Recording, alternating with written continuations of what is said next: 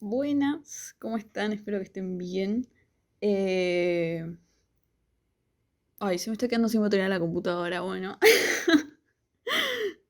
Bueno, no era algo completamente esencial para poder seguir grabando el podcast, pero nada, aproveché y lo puse a cargar. Ah, el episodio de hoy eh, tiene que ver, bueno, el mismo título lo dice obviamente, pero tiene que ver con las palabras. Y no tiene que ver con que, o sea, es mucha casualidad, mucha coincidencia, puede ser. Si escucharon el episodio anterior, saben que yo empecé con las materias de grado de mi carrera de la facultad y una de ellas es gramática. Obviamente, ¿qué es gramática? Tiene que ver con palabras, básicamente. Y lo que me pasó es que yo hace un tiempo, o sea, este episodio aparte de palabras, tiene que ver con libros. Así que, nada, vengo a hacer como recomendaciones ya que estoy también. Pero terminé de leer El Martín Fierro hace poco, que en realidad lo empecé a leer porque no tenía otro libro y había terminado de leer Scarlett, creo que lo dije también en otro episodio, y se lo comenté a mi psicóloga, como que me preguntó qué estaba leyendo o algo así, porque yo soy una persona que lee mucho. Em, y le dije que estaba leyendo el Martín Fierro, empezando en realidad, y como que yo no estaba muy entusiasmada con ese libro, porque lo leí tantas veces en el colegio, y nada, es como que no me entusiasmaba, pero también cuando empecé a leerlo, me encontré con que con el paso del tiempo y las vivencias que uno tiene, le encuentra otro significado a las palabras del Martín Fierro, por ejemplo, que puede ser con cualquier libro. Y bueno, hablando así con mi psicóloga tiene eh, en una sala toda una biblioteca gigante llena de libros. Entonces me dio dos libros para leer mientras tanto, o sea, hasta que consiga el libro que quiero leer, que es la continuación de Scarlett, que es Cres, creo que se llama. Entonces me dio dos libros. Uno es Tan veloz como el deseo, de Laura Esquivel, y el otro es La casa de los espíritus, de Isabel Allende. Empecé por Tan veloz como el deseo porque es mucho más corto, las páginas son gigantes y no estaba en un momento como para leer mucho texto, básicamente. Son 200 páginas, es bastante corto el libro. Y la verdad es que lo terminé rapidísimo. Y a lo que voy con este libro es que fue la primera vez que yo recuerde que lloré con un libro. Lloré con el final de un libro, lloré leyendo el libro. eh, y lo único que puedo decir es que es hermoso. Yo en lo que va del año creo que leí ya 8 libros, que no es tanto. Hay mucha gente que lee muchísimo más y hay mucha gente que lee muchísimo menos y yo diciendo no es tanto, se deben haber sentido muy mal. Tipo, em, pero nada, leí 8 libros y la verdad, los únicos dos que por ahora considero que fueron los mejores libros que leí en lo que va del año son este, tipo Tan veloz como el deseo, y Frankenstein. Eh, yo esperaba, realmente no sé qué esperaba con Tan veloz como el deseo, no tenía como algo pensado. Yo tampoco soy mucho de leer la sinopsis que está atrás y todo. Entonces dije, bueno, me voy a encontrar con lo que me tenga que encontrar. Y resulta que este libro, más allá de ser o sea, la historia de una persona, no sé, no sé hasta qué punto es una historia real, para mí no lo es, tiene mucha ficción, pero más allá de ser la historia de este personaje y las cosas que vivió y su relación amorosa con la persona que consideraba el amor de su vida y cómo fue pasándole un montón de cosas, tiene que ver con la palabra en sí, con el valor de la palabra. Este personaje, que se llama Júbilo, es un telegrafista que básicamente son las personas que con una maquinita código Morse se van pasando mensajes de un lugar a otro y él traduce los mensajes. Y algo que a mí me hizo, fue como el primer indicio, bueno, esto tiene un mensaje mucho más allá de la historia de este personaje, que es cuando Júbilo es chiquito y se da cuenta que, bueno, un punto necesario a marcar, importante, es que Laura Esquivel es mexicana. Entonces, esta historia está atravesada por la cultura mexicana y lo que tiene que ver con los pueblos originarios. Entonces, Júbilo, dentro de su familia, tiene dos abuelas. Una que habla español y otra que habla una de las lenguas de los pueblos originarios. Entonces, Júbilo, obviamente, como es un niño lo que se considera bilingüe, era el que se encargaba de traducirle los mensajes de una abuela a la otra.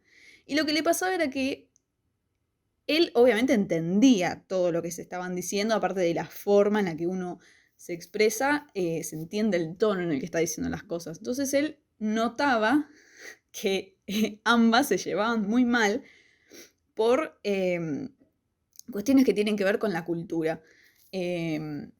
Entonces él, para que haya paz en su familia, no traduce exactamente lo que una abuela le quería decir a la otra, porque si fuese de esa manera, él sabía que iba a haber un conflicto. Entonces él se encargaba de suavizar las palabras. Y esto me lleva a un montón de cosas que se hablan durante todo el libro, que obviamente no voy a contar todo, por si hay alguien que le interesa leerlo, porque la verdad es muy bueno. Tiene mucho que ver con el uso de las palabras, el uso del lenguaje, de qué tanto pesa lo que uno dice y también cómo lo dice. Yo creo que no somos 100% conscientes del peso que tienen nuestras palabras. Y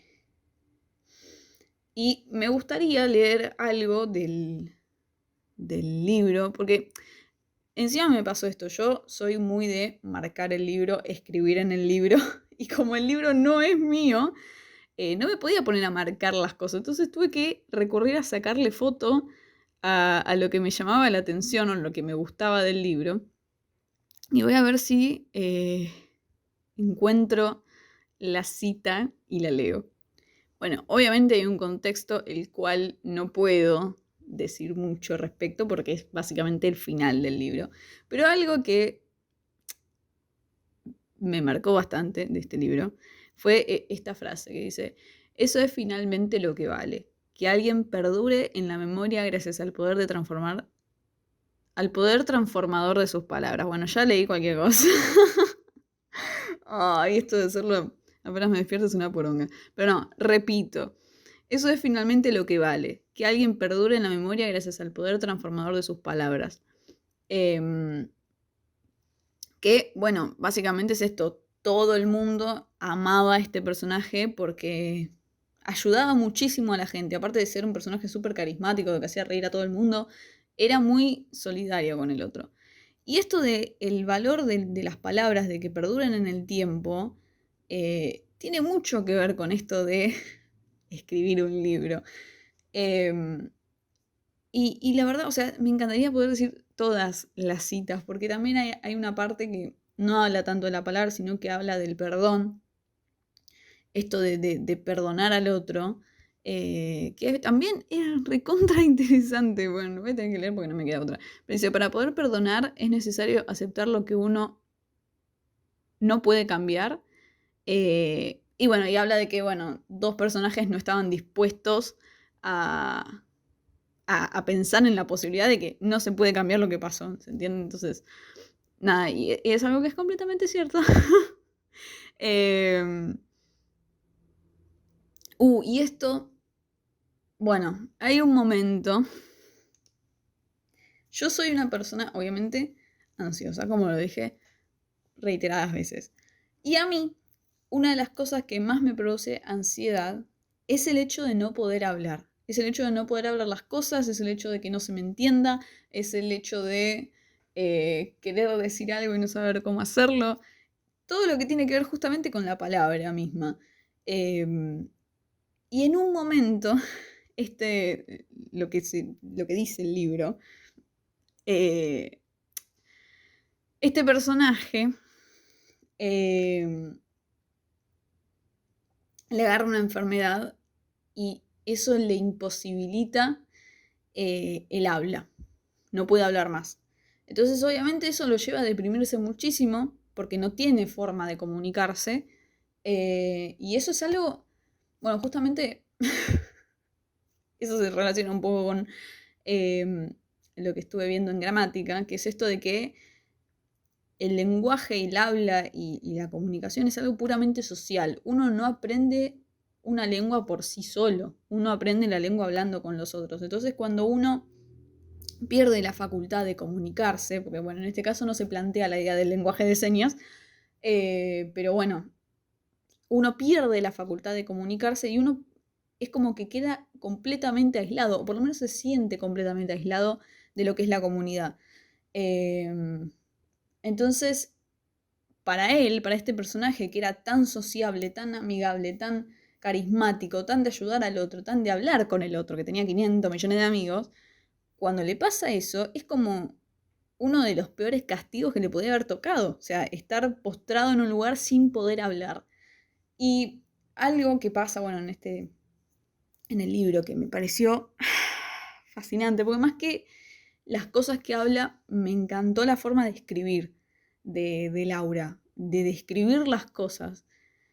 Y en un momento se plantea que este personaje Júbilo tiene un sueño, que él está, si no me acuerdo mal, está abajo del agua y escucha que afuera se están riendo y están hablando.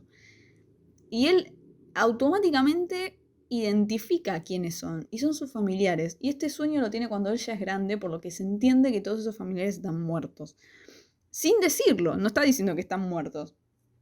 Y lo que cuenta es que él en el sueño tiene ganas de ir, tiene ganas de estar con ellos, tiene ganas de hablar.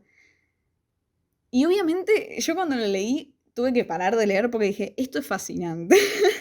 O sea, la forma en la que ella retrató el deseo de morir del personaje, que quizás es un deseo como no... ese es el tema y un punto que me gustaría saber, que probablemente lo hable con la psicóloga cuando le devuelva el libro, es si este sueño y este deseo es consciente o inconsciente, porque hasta ese momento del libro el personaje no habla. Entonces no se sabe qué es lo que le pasa por la cabeza. Entonces quizás es un deseo puramente consciente y quizás no. Entonces, bueno, muchas cosas tienen que ver, el título ya de por sí, tan veloz como el deseo, tiene que ver con el deseo también de las cosas, el deseo de un otro, el deseo, bueno, de morir, cosas, ¿no? Que a uno le atraviesan. Y no sé, a mí realmente me fascinó la forma en la que está escrito el libro, la forma en la que conecta las cosas, la forma en la que describe a ambos personajes principales, que son Júbilo y Lucha, que es su esposa, la forma en la que los describe, la forma en la que se comunica, o sea, la forma en la que describe la comunicación entre ellos y cómo se entienden, a mí me fascinó. Y aparte de este libro, yo automáticamente que identifico que lo que ella plantea en el libro en sí es el valor de la palabra. Yo me acuerdo de uno de mis libros favoritos que lo leí no sé cuántas veces, pero hasta el día de hoy es mi libro favorito junto con Frankenstein. Es top libros.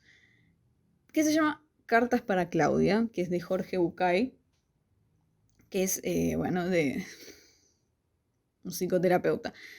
Y en este libro, que está en formato cartas, son distintas cartas, hay una que yo me acuerdo muchísimo, que tiene que ver con el lenguaje, porque también el lenguaje atraviesa la psicología, porque el lenguaje es mental, tiene una faceta que es mental, que es la de que nosotros pensamos con palabras, básicamente, pero lo que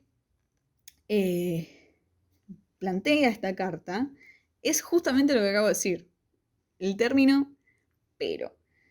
Que yo en el momento que leí el libro, recuerdo que no se hablaba mucho de este tema en el lenguaje, pero ahora con el paso del tiempo sí, entonces ya está como medio... ha quedado antiguo lo que voy a decir.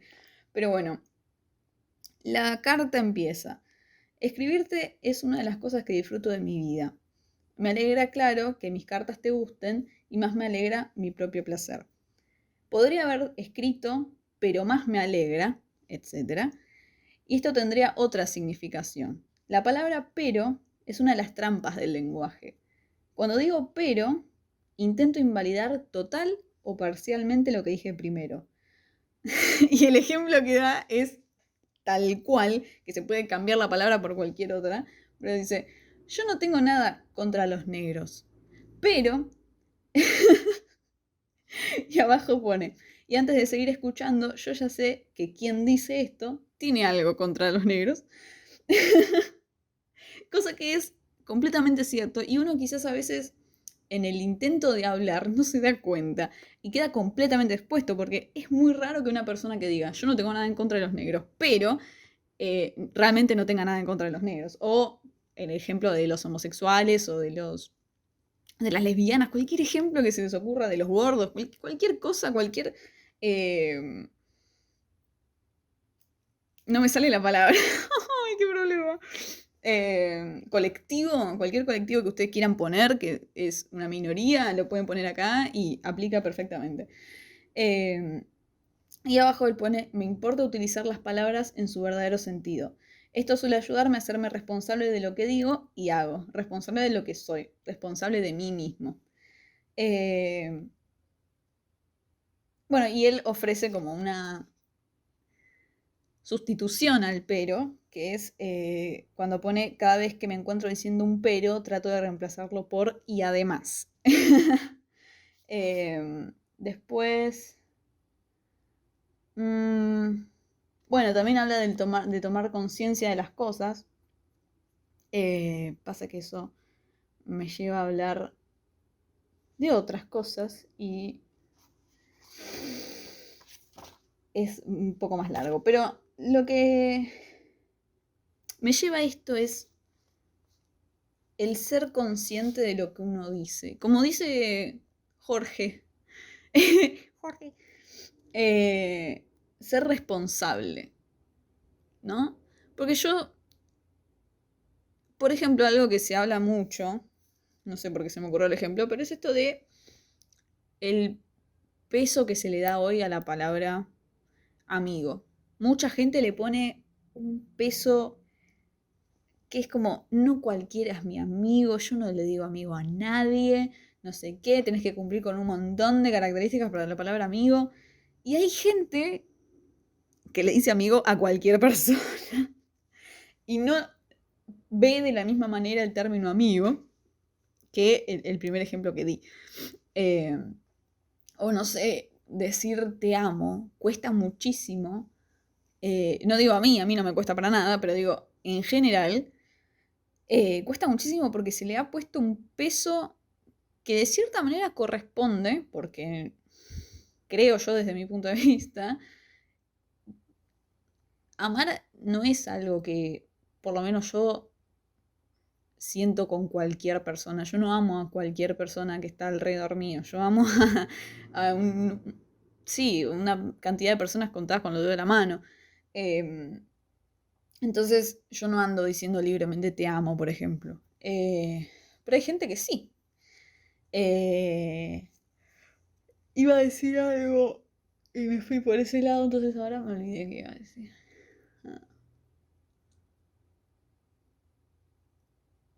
En fin, lo que iba es que siento que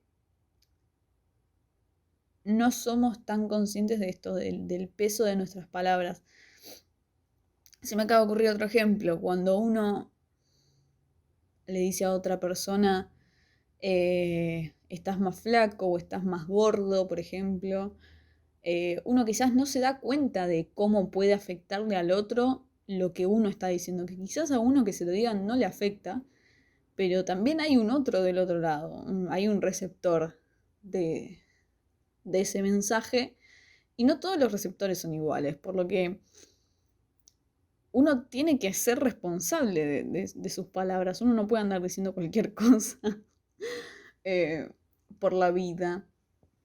Eh, pero nada, eso quería plantear. Yo realmente, tan veloz como el deseo me dejó con las expectativas demasiado altas para cualquier otro libro que quiera leer. Es como que, no sé, últimamente yo me estoy encontrando más con los libros que voy leyendo. Y eso que no fue un libro que elegí yo, me lo dio mi psicóloga, que es incluso uno de sus libros favoritos, por eso me lo dio. Pero me estoy encontrando con que las lecturas que estoy haciendo este año eh, me gustan, me entusiasman y quiero leer más. Eh, como por ejemplo la saga que estoy leyendo, que necesito leer el tercero ya mismo y no estoy pudiendo. Entonces tengo que leer otros libros. Eh, pero nada, me generó muchas cosas este libro que no pensé que me iba a generar. Yo ahora tengo que empezar con el otro que es La Casa de los Espíritus. Y es como que yo ya no sé qué me voy a encontrar en ese libro. No sé si va a ser similar, si va a ser todo lo contrario. No sé. Eh, pero también algo que me di cuenta es que estoy empezando a leer desde el punto de vista de una persona que escribe, de un escritor. Porque yo creo que no todo el mundo se pone a leer cualquier libro y se queda con la forma de escribir, la forma de describir cosas, la forma de plantear temas. Yo creo que la gente lee y ya está, o sea, no se queda en eso en específico, en la forma de escribir, que le fascine la forma en la que escribe algo, sino que se va a fascinar con la historia, que mismo a mí también me pasó, cosa que no pensé que me iba a pasar. Eh, y nada. Por un lado, cuando me empecé a dar cuenta de eso, dije, empezaré a dejar de disfrutar los libros, pero después me di cuenta de que no, o sea, incluso terminé llorando, pero no sé. Me quedé pensando en si tengo otro libro así que tenga que ver con esto de la palabra. Porque también me quedé pensando en esto de que tan veloz como el deseo, aparte de ser sobre la palabra, sobre la vida, sobre la muerte, sobre el deseo de algunas cosas y demás, tiene una historia romántica. Y me quedé pensando en que yo este año, y el año pasado tampoco, pero este año no estuve leyendo todavía ningún libro que sea como específicamente de romance, sino que los libros tienen un poco de romance. No sé, por poner el ejemplo, la saga que estuve leyendo, la de las Crónicas Lunares, tiene romance, pero no es el eje central de la historia. O sea, el eje central de la historia es otro. Y el resto de libros que leí no tiene, no tiene ni un poquito. Entonces me quedé pensando en eso, de que no leí nada de romance, entonces también es la primera vez en el año que leo algo así como... que no es la primera vez en el año, pero que es de las pocas veces en el año que leí sobre romance. Y me quedé pensando que otro libro que tengo, o sea, que no tiene 100% relación, pero tiene un 50%. No es específicamente sobre la palabra, sino sobre los libros en general, que se llama La Biblioteca en Llamas, que tiene que ver sobre una historia real. Incluso el libro está redactado desde el punto de vista de la autora del libro, o sea, es realmente lo que ella siente, cosa que me gustó mucho. Y es un libro que yo me acuerdo, estábamos con mi amigo Lisandro el año pasado, no me acuerdo si habíamos ido, sí, habíamos ido al Abasto y yo obviamente cada vez que entro a un shopping y hay librería, yo me quiero meter. Entonces estuvimos así dando vueltas por la librería, riéndonos de algunos libros porque obviamente nosotros nos reímos de todo y, y me acuerdo que, que había libros así de política que las tapas, los nombres, todo, a mí me causan gracia y a él también, y jodíamos con que nos íbamos a comprar alguno. Eh, y yo así mirando, estaban los libros puestos, que uno puede ver esta parte, que es un grave error mío, muy mal, que no sepa cómo se llama esa parte del libro, pero donde está el título. eh, y veía así los costados de los libros y me llamó la atención ese libro porque era rojo y tenía cositas doradas. Entonces dije, ¿qué es esta mierda? Lo saqué, lo leí, o sea, lo miré, dije, ay, qué lindo que es estéticamente el libro. Y cuando leo la parte de atrás, me interesó muchísimo. Era sobre la historia de una biblioteca que la prendieron fuego y era una biblioteca importantísima. Creo que de Estados Unidos, ya no me acuerdo. Pero era importantísima y ella se interesó muchísimo por qué había pasado, quién lo había prendido fuego, por qué lo habían prendido fuego, porque hacer un incendio en una biblioteca es como una especie de atentado. ¿Por qué? Porque están matando la cultura, ¿no? Los libros son muy importantes a nivel cultura en un país. Entonces, que hagan un incendio en una biblioteca es una especie de atentado. Entonces ella, aparte de explicar y de investigar qué fue lo que pasó, cuál había sido el motivo, quién había sido y demás, ella va mechando todo esto con su pasión por los libros, con su historia con los libros, que tiene que ver con su madre. Entonces ella va contando que desde chiquita la madre le había inculcado esto de los libros y demás, y es muy interesante y es muy para las personas que aman los libros, eh, porque si te gusta leer, si te gustan los libros, te vas a sentir muy identificado con lo que esta persona plantea. Yo lo único que no me sentí identificada era esto de que a ella... A ver, a mí la biblioteca, el lugar de biblioteca me encanta, me parece hermoso, pero a mí no me gusta la idea de tener un libro y tener que devolverlo. A mí me gusta tenerlo porque justamente como dije en un principio, me gusta marcar, me gusta escribir y eso en un libro de una biblioteca no lo puedes hacer. Entonces sí, de cierta manera termino siendo una acumuladora de libros, pero no estoy en contra mismo. eh, yo tengo un libro que es el único libro que odio con todo mi ser, que no sé si ya lo habré mencionado antes. Sí, creo que hice un... No me acuerdo si hice un episodio respecto al tema, no me acuerdo realmente ya, pero se llama Quiero ser tu persona favorita. Obviamente ya por el título de entrada decís, ¿qué carajo es este libro? Yo digo lo mismo. Pero lo compré hace muchísimo tiempo, me había gustado la tapa porque tengo algo con las tapas rojas de los libros, con cosas en amarillo, no sé, algo medio comunista. Qué sé yo, me había gustado, yo era un poco bastante más chica, entonces lo compré y nunca lo terminé de leer. Y el año pasado que estuve haciendo toda esta relectura de todos los libros que tengo, dije, a ver esto, y me encontré con uno de los peores libros que leí en mi vida. Y es un libro que muchas veces mi mamá o la novia de mi papá o mi papá mismo me dijeron, ¿por qué no lo vendes? ¿Por qué no lo regalas? ¿Por qué no te lo sacas de encima? Y yo es tipo, no, porque yo hice anotaciones en ese libro. Hice anotaciones en ese libro. Y aparte, también siento que es un recordatorio en mi biblioteca de lo que no quiero leer. Porque igual yo siento que el recordatorio lo tengo en la mente constantemente porque fue literalmente uno de los libros que más me costó leer porque era horrible.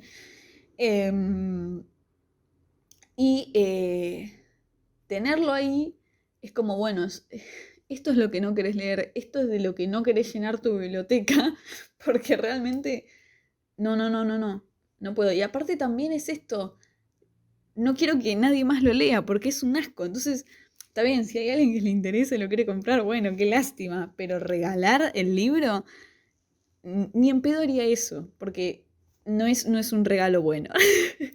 No es para nada un regalo bueno. Eh, Así que, nada, hice 3 recomendaciones, las repito, Dámelos como el deseo, Cartas para Claudia y La biblioteca en llamas. Y hice un recordatorio de qué libro no leer que se llama Quiero ser tu persona favorita. Pero bueno, nada, Eh, conclusión. ¿Hay conclusión? Sí. Es difícil, pero es un trabajo que siento que todos deberíamos hacer, que es empezar a ser un poco más consciente de las palabras que usamos. Ruido de puerta. Más consciente de las palabras que usamos, más consciente de la forma en la que usamos las palabras, la forma en la que decimos las palabras, porque tienen peso, porque son importantes, porque vienen de nuestra cabeza y van hacia la cabeza de otra persona. Ya sea de forma escrita, de forma oral, como sea, no importa, son importantes.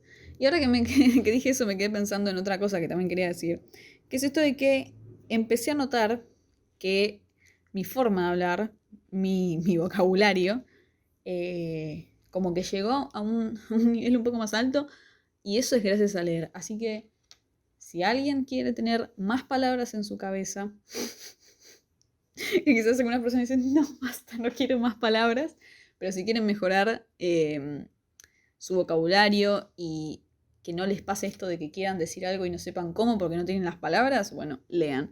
Es mi breve recomendación. Eh, porque realmente el empezar a leer y aparte de tenerlo como un ejercicio, uno incorpora palabras que quizás si no leyera no las tendría nunca en su cabeza. Así que, nada, en fin. Esas son las conclusiones de este pequeño episodio. Si llegaron hasta acá, obviamente como siempre les agradezco muchísimo. Era un episodio que tenía muchas ganas de hacer, que no era planeado porque realmente fue hace 2 días que terminé el libro. A ustedes cuando lo escuchen van a ser más días, pero hace muy poquito terminé el libro y era como que antes de devolvérselo a la psicóloga necesitaba grabar esto con el libro al lado porque realmente, igual algo que quiero marcar, me voy a comprar el libro en algún momento y lo voy a releer y lo voy a marcar y lo voy a escribir todo lo que necesite y probablemente lloraré de nuevo. Pero nada, eso, estaba muy entusiasmada por este episodio, tenía muchas ganas de hacerlo, que literal ayer llegué de la facultad como a las 9:15 más o menos a mi casa y estaba destruida y sin embargo decidí leer lo que tenía que leer para hoy, para las clases, para poder tener este tiempo en la mañana y grabar el episodio. Así que nada, repito, gracias por haber escuchado hasta acá, si es que escucharon hasta acá. Y nada, la semana que viene volveré con otro episodio. Nada más. Adiós.